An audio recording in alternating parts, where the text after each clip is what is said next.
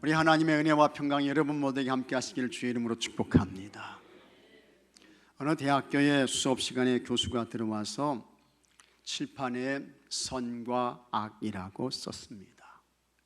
그리고 교수가 강의를 시작합니다. 이 교수가 다음과 같이 말했습니다. 한 쌍의 부부가 유람선을 타고 여행을 하고 있었습니다. 그런데 날씨가 흐려지더니 갑자기 바다에 폭풍우가 몰아쳤습니다. 아무도 예상하지 못했습니다. 그 순간 배가 휘청하더니 큰 파도에 그만 배가 중심을 잃고 침몰하기 시작했습니다. 그런데 구조 배에는 이제 딱 한 자리밖에 없습니다. 그때에 남편이 아내를 남겨두고 구조선에 올랐습니다. 아내는 침몰하는 배에서 남편을 향해 큰 소리로 외쳤습니다. 교수가 여기까지 이야기하고 학생들에게 질문을 했습니다. 여러분, 그 상황에서 부인이 남편에게 무슨 말을 하며 소리를 쳤을까요? 교수의 말을 듣고 학생들이 격분했습니다. 여기저기서 웅성거리며 흥분한 목소리로 말했습니다. 당신을 저주해요. 어떻게 당신이 나를 버려두고 혼자 갈 수 있어요? 지금까지 당신을 믿고 살아온 내가 바보지. 내 눈이 멀었어. 내가 당신 잘 먹고 잘 사나 끝까지 지켜볼 거다. 나쁜 사람, 못된 인간. 나는 당신을 도저히 용서 못해요. 이런저런 말이 많았습니다. 사실 침몰하는 배 안에 혼자 남겨두고 남편은 구조선에 타고 살겠다고 하니 공분의 대상이 되기에 충분합니다. 그때 다른 학생들은 모두 감정이 고조돼서 이렇게 저렇게 말을 하는데 한 학생은 아무 말도 하지 않고 고개를 숙이고 있습니다. 교수가 그 학생에게 다가갔습니다. 그리고 그에게 물었습니다. 너는 어떻게 생각하니? 그 학생이 깊이 생각했습니다. 그러더니 교수를 바라보며 말했습니다. 교수님, 제가 생각하기에는 그 부인이 남편을 향해서 여보, 우리 아이들을 잘 부탁해요 라고 말을 했을 것 같습니다. 교수가 그 학생이 하는 말을 듣고 깜짝 놀랐습니다. 교수가 학생에게 말했습니다. 너 이 이야기 어디서 들었니? 그러자 학생이 대답해요. 아닙니다. 나는 이 이야기를 들어본 적이 없습니다. 그런데 저의 어머니께서 돌아가실 때에 아버지에게 그렇게 말했어요. 교수가 아무 말 없이 조용히 강단으로 향했습니다. 그리고 학생들에게 말했습니다. 정답입니다. 교수는 이야기를 계속 이어갔습니다. 배가 침몰한 뒤 남편은 무사히 집으로 돌아왔습니다. 아내가 부탁한 자녀들을 잘 키웠습니다. 아이들이 잘 컸습니다. 그 아이들을 모두 결혼시켰습니다. 그리고 몇 년 후 남편도 병으로 죽었습니다. 아버지가 세상을 떠난 후에 아이들이 아버지의 유품을 정리했습니다. 아버지가 매일 쓰던 일기장을 발견했습니다. 자녀들이 아버지가 어떤 삶을 살았는지 궁금했습니다. 그래서 일기장을 읽는데 아버지와 엄마가 배를 타고 여행을 갔을 때 일기가 있었습니다. 거기에는 이렇게 기록되어 있었습니다. 내 아내는 이미 고칠 수 없는 중병으로 고통 중에 있었다. 이 세상에서 생을 정리하고 남편이 나와 마지막 추억을 만들기 위해 나는 아내와 함께 배를 타고 여행을 했다. 여행은 아내를 위로하기 위해 내가 준비한 아내를 위한 마지막 선물이었다. 우리는 바다를 항해하며 아내와 함께 행복한 시간을 보냈다. 여기까지 인도해 주신 하나님께 감사했다. 그런데 어찌된 일인지 갑자기 날씨가 흐려지더니 바다에 폭풍우가 몰아쳤다. 순식간에 일어난 일이었다. 아내는 나에게 어서 빨리 하나밖에 남지 않은 구조선에 타라고 했다. 그리고 아이들을 부탁한다고 했다. 아버지는 자식들을 위해서 마지막 살 수 있는 유일한 기회를 버릴 수 없었다고 했습니다. 그러면서 그 일기에는 아내를 향한 남편의 마음을 이렇게 기록해 놓았습니다. 여보, 미안하오. 그때 당신이 나의 등을 떠밀지 않았다면 나도 당신과 함께 바닷속에 빠져 죽고 싶었지. 하지만 그럴 수 없었어. 너무 소중하고 아끼는 사랑하는 아이들 때문에 당신만 깊고 차가운 바닷속에 잠들게 할 수밖에 없었어. 천국에서 당신과 다시 만날 그날만을 고대하며 당신 목까지 아이들을 잘 키우겠소. 그날 일기는 거기까지였습니다. 교수의 이야기가 끝났습니다. 격한 감정으로 남편을 비난하며 공격했던 학생들이 이제는 더 이상 어느 누구도 입을 열어 비난하거나 공격하지 않았습니다. 무겁고 숙연한 분위기가 이어졌습니다. 보이는 현상만 가지고 선과 악을 판단하거나 분별할 수 없다는 것입니다. 그것과 함께 이 이야기 속에서 얻는 또 다른 아주 중요한 영적 교훈이 있습니다. 하나님께서 각 가정에 허락하신 자녀들이 아주 소중하다는 것입니다.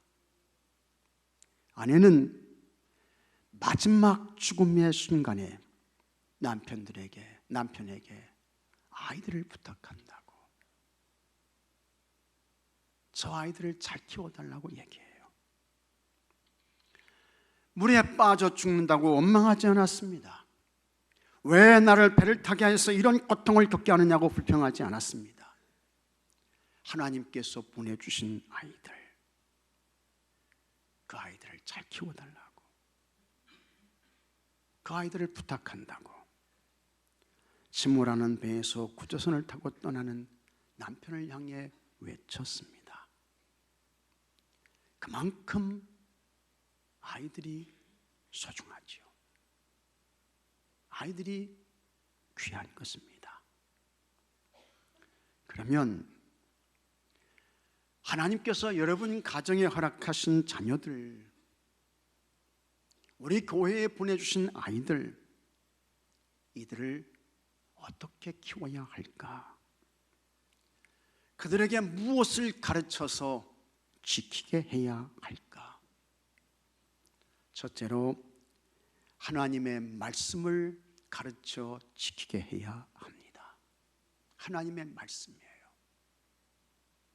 예수님께서 말씀하셨습니다. 20절에 내가 너에게 분부한 모든 것을 가르쳐 지키게 하라. 하나님께서 이스라엘 백성들에게 가나안 땅을 약속하셨습니다. 그런데 그 땅에 들어갈 사람들은 누구냐? 애굽에서 출애굽한 사람들 가운데에 20세 이상 된 사람들은 다 광야에서 죽어요. 딱 두 사람만 살았습니다. 그들은 여호수아와 갈렙이었습니다. 가나안 땅에 들어갈 사람들은 모두 20세 이하의 사람들이었습니다. 하나님께서 그들에게 하나님의 말씀을 가르칠 것을 명하셨습니다. 그래서 모세가 이스라엘 백성들을 모압 광야에 모아놓습니다. 그리고 그들에게 하나님의 말씀을 가르쳐요. 그것이 신명기 말씀입니다. 이 신명기는 이스라엘 백성들을 향한 하나님의 말씀, 율법의 재교육이었습니다. 그때에 모세가 이렇게 말합니다. 신명기 6장 6절에 오늘 내가 내게 명하는 이 말씀을 너는 마음에 새기고 내 자녀에게 부지런히 가르치며 집에 앉았을 때든지 길을 갈 때든지 누워있을 때든지 일어날 때든지 이 말씀을 강론할 것이며 했습니다. 하나님의 말씀을 가르치라고 했습니다. 근데 그냥 가르치는 거 아니에요. 부지런히 하나님의 말씀을 가르치라고 했습니다.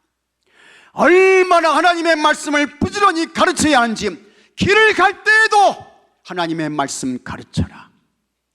일어날 때에도 하나님의 말씀 가르쳐.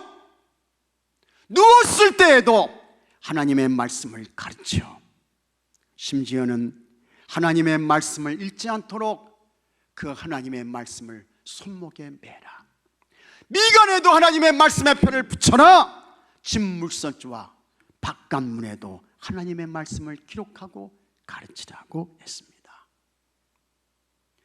이것은 무엇을 말씀할까? 그 정도로 하나님의 말씀을 소중하게 여기라는 것입니다.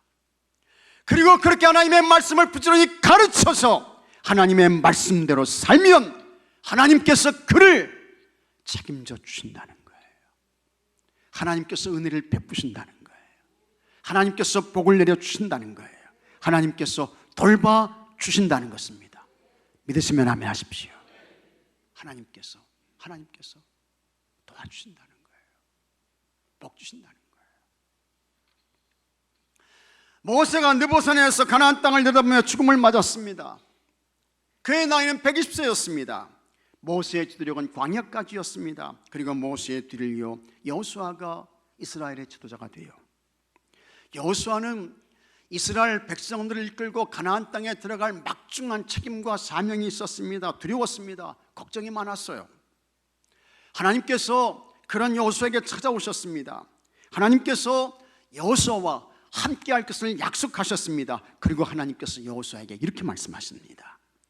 여호수아 1장 7절에 오직 강하고 극히 담대하여 나의 종 모세가 내게 명령한 그 율법을 다 지켜 행하고 우러나 좌로나 치우치지 말라. 그리하면 어디로 가든지 형통하리니. 하나님께서 여호수아에게 하시는 말씀이 하나님의 말씀을 지켜 행해라. 사람의 생각이나 인간적 계산으로 좌로나 우로나 치우치지 마. 하나님의 말씀 쫓아가라. 그러면 너 형통할 것이다. 하나님께서 말씀하셨습니다. 예수님께서 구속의 사역을 완성하셨습니다. 십자가에서 모든 인간의 허물과 죄를 사하시기 위해 피를 흘리시고 몸을 찢으시고 죽으셨습니다. 그 예수님께서 부활하셨습니다. 예수님께서 40일 동안 땅에 머물러 계셨습니다. 그때 하나님 나라 천국이를 말씀하셨습니다. 그리고 예수님께서 하늘로 승천하세요. 예수님께서 승천하시기 전에 마지막 제자들에게 명령하십니다. 내가 너에게 분부한 모든 것을 가르쳐 지키게 하라. 예수님이 분부한 것이 뭡니까? 예수님의 명령하는 것이 뭐예요? 복음이지요. 복음, 구원의 말씀, 복음의 말씀, 진리의 말씀, 그거 가르쳐서 지키게 해라. 예수님 말씀하십니다. 그렇게 하나님의 말씀을 가르치고 그 말씀을 지키며 살면 하나님께서 형통케 하신다는 것입니다. 하나님께서 도와주신다는 것입니다. 하나님께서 복을 내리신다는 것입니다. 하나님께서 은혜를 베푸신다는 거예요. 여러분, 우리가 사는 세상은 참 불안하죠. 우리는 불안의 세상을 살고 있습니다. 건강에 대한 불안이 있어요. 혹 내 몸에 암세포가 있지 않나, 내 몸이 암세포의 공격을 받지 않을까 불안해요. 걱정이 많습니다. 미래에 대한 불안도 있습니다. 앞으로 우리에게 다가올 그와 같은 이 미래가 어떻게 될까? 지구온난화의 문제, 기후위기의 문제 생각하면 불안합니다. 전쟁의 불안이 있습니다. 미국과 중국의 갈등이 커지고 있습니다. 북한의 핵위협이 점점 강해지고 있습니다. 인구 감소의 문제도 큰 불안입니다. 앞으로 여러분, 우리나라가요 이 상태로 300년 정도 가게 되면 300년, 400년 정도 가게 되면 우리나라가 싹 없어진대요. 우리나라가 사라진대요. 사람이 없어서. 지금도 아이들이 없잖아요. 서학가가 문을 닫아요.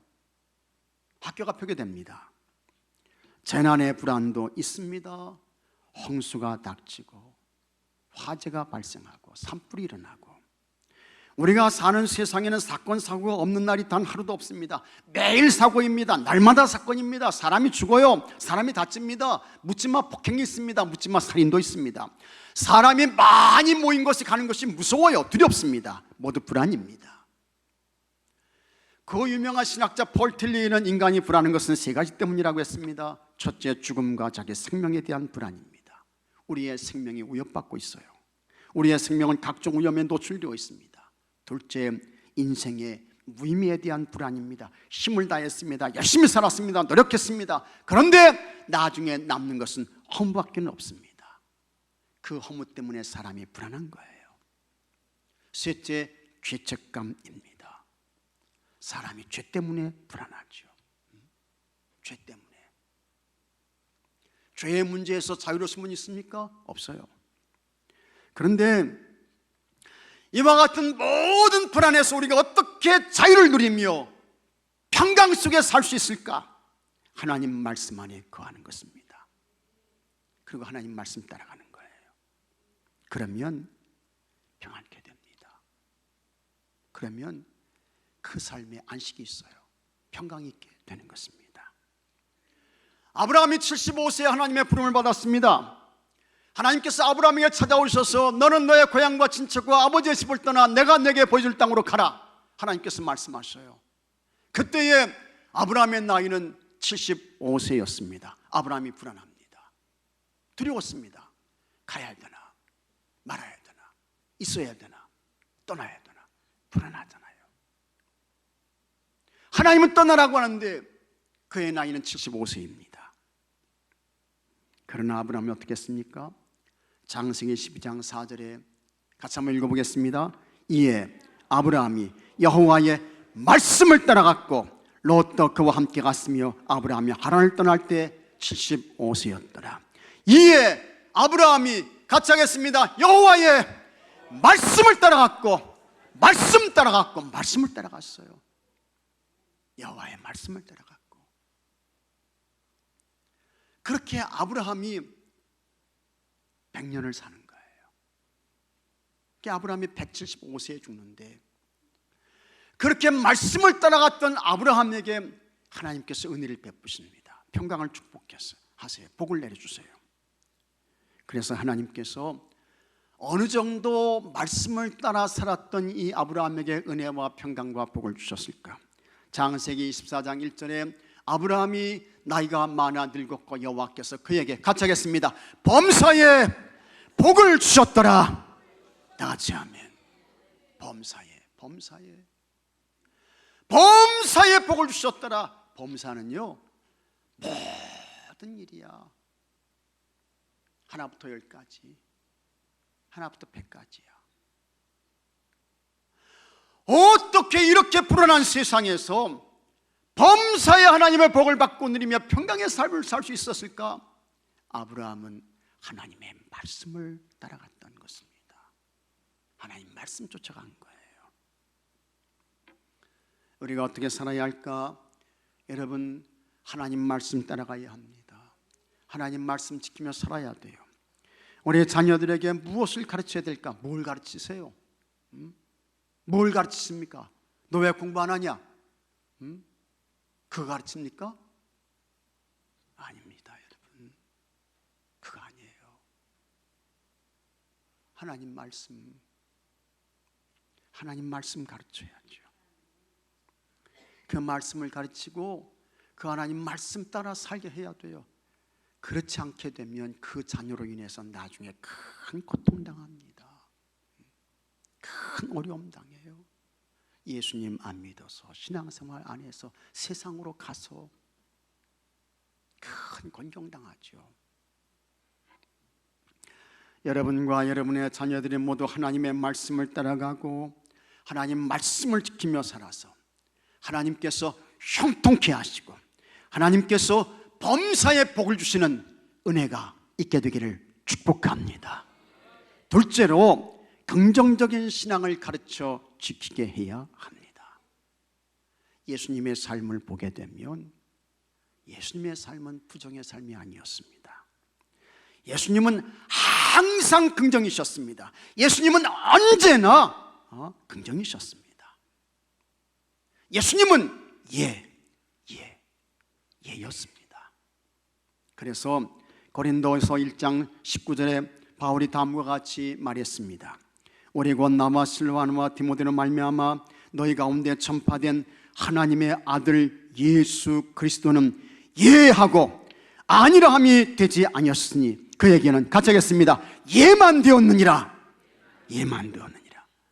우리 예수님께는 아니요 이게 없었다는 거예요. 우리 예수님께는 순종만 있었다는 것입니다. 하나님께서 예수님께 말씀하셨습니다.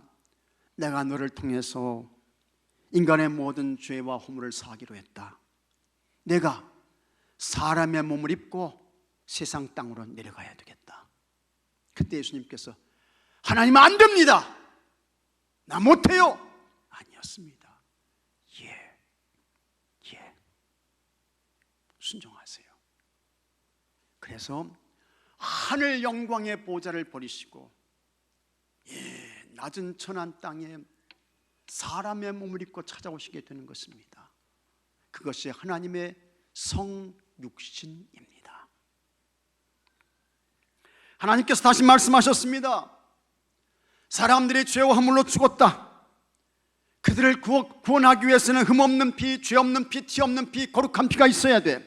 그러니 내가 십자가에서 내 몸을 찢고 피를 흘리며 너 죽어야겠다. 그때에 예수님은 갈등이 많았습니다. 왜 그렇습니까? 십자가의 고통, 십자가의 아픔, 십자가의 수치를 예수님께서 다 아셨어요.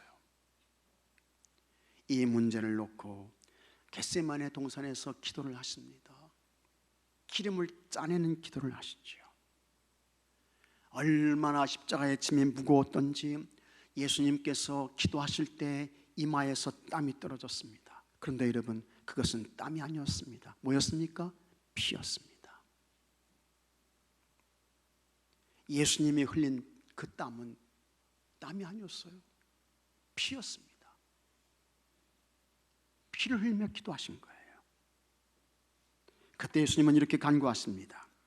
마태복음 26장 39절에 조금 나아가서 얼굴을 땅에 대시고 엎드려 기도하여 이르시되 내 아버지여 만일 할 만하시거든 이 잔을 내게서 지나가게 하옵소서.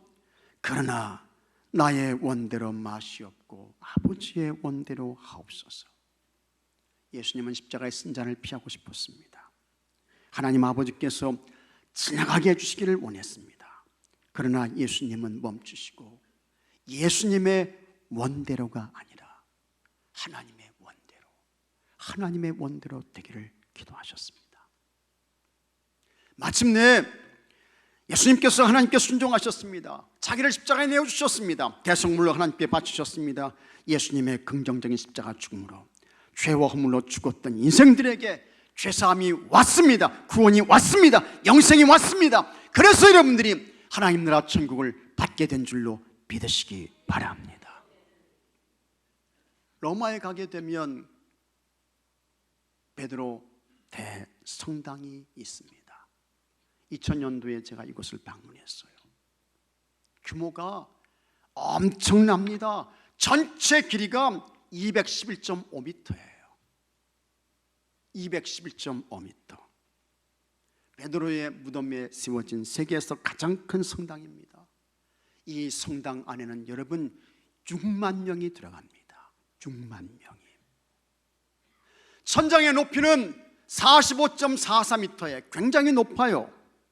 그런데 이 성당이 그렇게 유명한 것 중에 하나가 이 천장에 그림이 그려져 있습니다. 굉장한 그림이 그려져 있어요. 그것이 미켈란젤로의 천지창조 그림입니다. 가서 보게 되면 그 규모와 그 내용이 엄청납니다. 굉장해요. 당시에 미켈란젤로는 그림으로 큰 명성을 얻고 있었습니다. 특히 이 사람은 아주 유명한 조각가였죠. 그러니까 사람들이 다 입만 열었다 하면 미켈란젤로 이야기를 하는 거예요. 그래서 사람들의 입에서 교황의 이름보다 미켈란젤로의 이름이 더 많이 오르내렸어요. 그러니까 이 교황이요, 질투를 하게 되는 거예요. 교황이 질투를 해요. 자기보다 더 유명하고 사람들이 더 이름을 많이 부르니까 그게 질투를 해요. 그래서 이제 사람들이 잘 나가는 사람은 그냥 두지 않잖아요. 어떻게 하면 저를 끌어내릴까? 어떻게 하면 저를 흔들어서 떨어뜨릴까? 사람들이 그렇잖아요. 이 교황도 사실은 이 미켈란젤로를 망신을 주려고 이제 이 성당 천장에 그림을 그리라고 이제 한 것입니다. 근데 이 천장이 굉장히 높잖아요. 이 그림을 그리는 것이 쉽지 않아요. 사람들은 생각하기를 저 미켈란젤로가 틀림없이 안 한다고, 못 한다고 할 것이다. 혹은 그림을 그린다 할지라도 그 그림이 별로야, 뭐 이렇게 이제 생각을 이제 한 것입니다. 그런데 미켈란젤로가요, 못 한다는 이야기 안 했습니다. 할 수 없다고 하지 않았습니다. 그가 그림을 그리기 시작하는데 천으로 입구를 막아요. 아무도 들어오지 못하게 하고 그림을 그리기 시작합니다. 미켈란젤로가 그림을 그릴 때는 교황도 들어오지 못했습니다. 미켈란젤로가 천지창조의 그림을 그리기 위해 빵과 포도주만 들고 올라갑니다.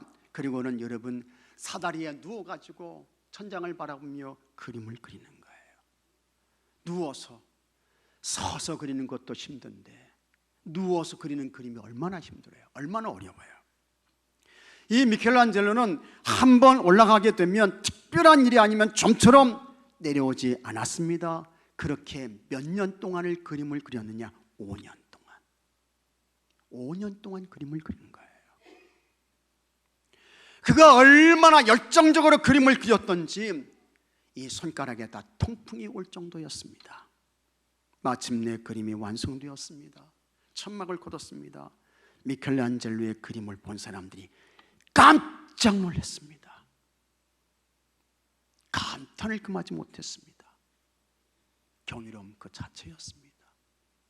직접 가서 보게 되면 굉장합니다. 대단해요. 전능하신 하나님, 지극히 높으신 하나님을 믿고 고백하는 우리에게 여러분, 부정적인 것이 있으면 안 됩니다. 원망 없어야 돼요. 불평 없어야 합니다. 예수님께서 말씀하셨습니다. 마가복음 9장 23절에 다 같이 읽겠습니다. 예수께서 이르시되 할 수 있거든이 무슨 말이냐? 믿는 자에게는 능히 하지 못할 일이 없느니라. 아멘. 믿는 자에게는 능히 하지 못할 일이 없느니라. 우리가 어떤 사람이 되어야 할까? 우리 자녀들에게 무엇을 가르쳐야 할까? 긍정의 사람이 되어야 합니다. 긍정의 신앙, 긍정의 믿음 가르쳐야 돼요. 할 수 있다는 믿음, 그거 가르쳐야 돼요. 내가 하는 게 아닙니다. 할 수 있는 능력 주시는 그 예수님 의지하고 그 예수님께 대한 믿음 있게 되면 예수님께서, 성령님께서 할 수 있도록 도와주세요. 은혜를 베풀어 주시는 거예요. 모든 것을 부정의 눈과 시선으로 보는 사람으로 키우면 안 됩니다. 결코 복되지 않습니다. 교회도 유익이 안 돼요. 자신에게도 유익이 안 됩니다. 다른 사람에게도 유익과 도움을 끼치지 못하는 그런 인생이 되는 것입니다. 긍정의 신앙을 가르치고 지키게 해서 하나님께서 붙드시고 하나님께서 써주시는 축복의 사람들이 되기를 바랍니다. 셋째로, 성실을 가르쳐 지키게 해야 합니다. 예수님께서 30세에 하나님의 부름을 받으시고 공생의 삶을 시작하셨습니다. 예수님께서 공생의 삶을 사실 때에 예수님은 아주 성실하셨습니다. 정말 성실하셨어요. 하나님께서 그에게 맡기신 사역과 사명을 최선을 다해 감당하셨습니다. 얼마나 하나님께서 맡기신 그와 같은 사명과 책임에 대해서 성실로 감당하셨던지 이 예수님께서 아침 일찍 일어나시는 거예요. 새벽을 깨우셔요. 그리고는 한적한 곳에 가서 하나님의 도움과 은혜를 구하며 새벽을 깨워서 기도하십니다. 그리고 하나님의 사역을 감당해요. 마가복음 1장 35절에 새벽 아직도 밝기 전에 예수께서 일어나 나가 한적한 곳으로 가서 거기서도 기도하시더니, 놀라운 말씀이죠. 예수께서 일어나 나가 한적한 곳으로 가서 거기서도 기도하시더니, 그렇게 새벽을 깨워 기도하시고 그 다음에 가르칩니다. 내가 하나님이 이 세상에 보낸 메시아 그리스도다. 가르쳐요. 하나님 나라 천국의 복음의 말씀을 전하십니다.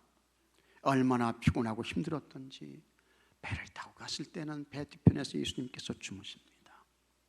나병 환자 어느 누구도 거들떠보지 않습니다. 사람 대우하잖아요. 그들에게 찾아가서 손을 대시면서 내가 원하노니 깨끗함을 받으라. 나병 환자가 깨끗함을 얻지요. 배고픈 사람들에게는 오병이어의 기적을 행하시고 그들을 배불리 먹이셨습니다. 그때 사람들이 예수님께 자신들의 임금이 되어달라고 했습니다. 하지만 예수님은 하나님께서 보내신 본래의 목적과 의도에서 벗어나지 않았습니다. 그렇게 하나님께서 예수님을 세상에 보내신 본래적 목적과 사명에서 이탈하지 않았습니다. 그리고 나중에는 여러분 십자가에서 죽으시잖아요. 예수님은 권력을 쫓지 않았습니다. 자기 영광을 드러내지 않았습니다. 세상적 이익과 부를 소유하지 않았습니다. 예수님은 성실하게, 아주 성실하게 하나님의 사명과 뜻을 행하셨습니다. 그런 예수님을 하나님께서 다시 살리시는 거예요. 그래서 예수님이 부활의 몸을 입고 나오십니다. 그리고 하나님께서 그를 하나님 영광의 보좌로 끌어올리십니다. 예수님께서 승천하십니다. 하나님 앞에서 성실로 사셨던 예수님을 하나님께서 높이셨습니다. 대학을 졸업한 후에 박물관에 계약직으로 이제 취업을 해서 근무하는 한 청년이 있었습니다. 정직원이 아니에요. 대학 졸업하고 계약직입니다. 근데 이 청년이요, 얼마나 성실한지 다른 사람보다 매일 1시간 일찍 출근을 해요. 다른 사람보다. 정직원이 아닙니다. 계약 직원이에요. 근데 다른 사람보다 1시간 일찍 매일 출근을 해. 그리고는 이 사람이 그 박물관 바닥을 쓸고 닦는 거예요. 그러니까 그 박물관에 있었던, 박물관이니까 여러분 청소하는 사람이 있죠. 관리자가 있죠. 근데 그 박물관의 어떤 직원이 이 청년을 보고 이렇게 말했어요. 아니, 대학 교육까지 받은 사람이 굳이 바닥 청소까지 할 필요가 있는가? 그러자 청년이 웃으며 대답합니다. 이곳은 그냥 바닥이 아니잖아요. 이곳은 박물관입니다. 자기에게는 이 박물관이 너무 소중하다는 거예요. 너무 귀하다는 거예요. 그런 그는 머지않아 박물관 정직원으로 채용되었습니다. 그리고 알래스카 등을 찾아다니며 고래와 포유동물의 연구에 몰두했습니다. 몇 년 후 그는 권위 있는 고고학자가 되었습니다. 훗날 미국 뉴욕에 위치한 자연사 박물관 관장이 됐습니다. 그 사람이 여러분 세계적인 동물학자이며 탐험가인 로이 챕먼 앤드루스 박사입니다. 이 사람이 왜 유명한지 아십니까? 이 사람의 일대기가 영화로 만들어져요. 그 영화가 그 유명한 인디아나 존스입니다. 인디아나 존스 영화 아십니까? 참 아주 그냥 뭐 긴박감과 역동성이 있는 그와 같은, 심장이 쪼여지는 것 같은, 그걸 이제 영어로 죄송합니다만 스릴이 넘치다 뭐 이렇게 이야기를 하는데, 그게 이 사람의 일대기가 이 영화로 만들어지게 되는 거예요. 하나님 앞에서, 그리고 교회 앞에서, 또 사람들 앞에서, 또 자기 자신에게서 최고의 자산은 뭘까? 최고의 자세히 뭡니까? 성실인 것입니다. 성실. 이 성실을 가르쳐야 돼요. 자녀들에게 가르쳐야 되고 자손들에게 가르쳐야 되고. 하나님은 성실의 사람을 쓰십니다. 성실의 사람을 기억하세요. 그를 통해서 하나님의 뜻을 이루시고 그 사람을 통해 하나님께서 기적과 능력을 펼쳐 가시는 것입니다. 성실로 일하는 사람, 여러분 누가 당할 수 있겠습니까? 어떤 사람이 그를 이길 수 있겠습니까? 하나님은 하나님 앞에서 성실로 최선을 다하는 사람에게 은혜를 베푸십니다. 복을 내리십니다. 그를 붙잡아서 귀하고 소중하게 복되게 사용하십니다. 다 같이 기도합시다. 우리의 자녀들, 자손들에게 무엇을 가르쳐야 할까? 하나님의 말씀, 하나님의 말씀을 가르치게 하옵소서. 긍정의 신앙을 가르쳐 지키게 하옵소서. 성실을 가르쳐 지키게 하옵소서. 그래서 하나님께서 기억하시는 사람, 하나님께서 붙들고 쓰시는 사람, 하나님께서 은혜를 베푸시는 사람, 하나님이 도와주시는 사람, 하나님께서 복 주시는 사람 되게 하여 주시옵소서. 우리 주 예수 그리스도의 이름으로 기도하옵나이다. 아멘.